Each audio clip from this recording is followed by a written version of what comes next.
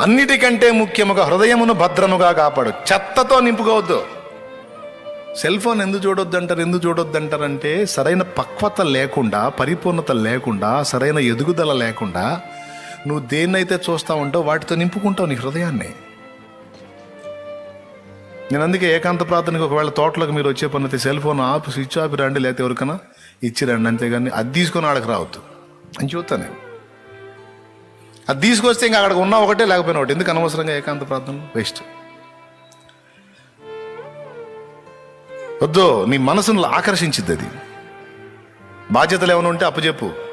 3 రోజులు నేను దేవునితో ప్రార్థనలు ఏకాంతం గడపాలనుకుంటున్నాను, ఎవరన్నా ఫోన్ చేస్తే ఇది పరిస్థితి అని చెప్పి నమ్మకమైన ఒక పాత్రకు అప్పచెప్పు.